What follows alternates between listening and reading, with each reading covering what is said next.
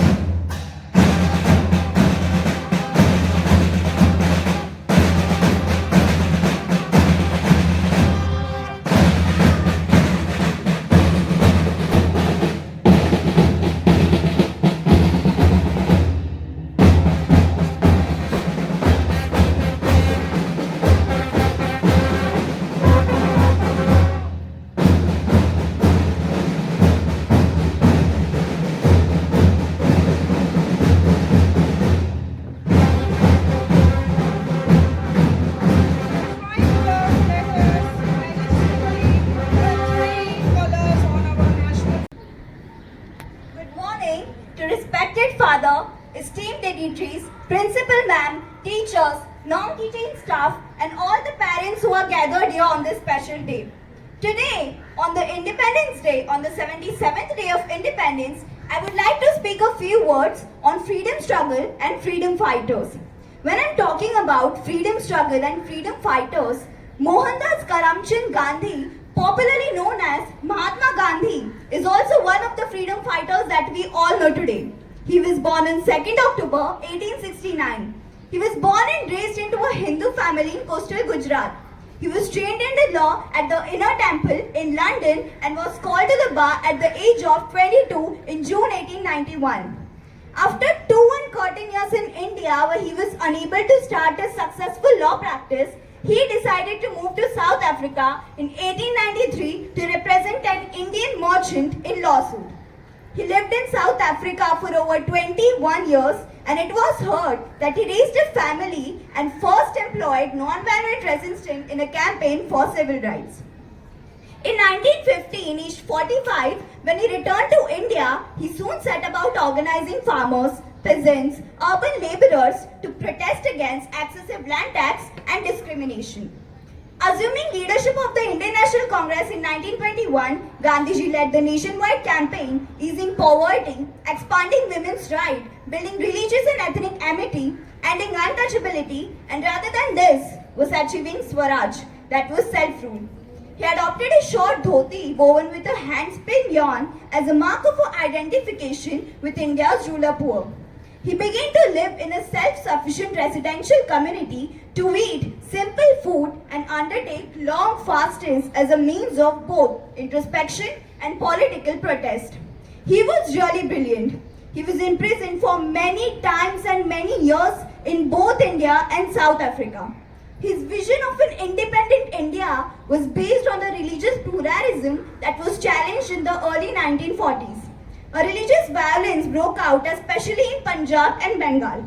Abstaining from the official celebration of independence, Gandhiji visited the affected areas, attempting to alleviate distress. In the months following, he undertook several hunger strikes to stop the religious violence. But the last of these began in Delhi on 12 January 1948 when he was 78 and had an indirect goal of pressuring India to pay out some cash assets owed to Pakistan. Although the government of India relented, as did the religious routers. A belief that Gandhiji had been too resolute in his defense for both Indian and Pakistani Muslims spread among some Hindus in Delhi. And among these was Nathuram Godse, a militant Hindu nationalist who assassinated Gandhiji at an interfaith prayer in Delhi on 13 January 1948 by firing 3 bullets into his chest. Really, hats off to those freedom fighters who fought for independence, who fought against the British rulers who ruled on us. Dr. B.R. Ambedkar, who gave us the thought of ending untouchability, equality. Many freedom fighters like Bhagat Singh, Mahatma Gandhi, Subhash Chandra Bose, they were really brilliant. I sincerely appreciate your attention today this morning. Thank you so much to give me this opportunity to speak over here. Jai Hind!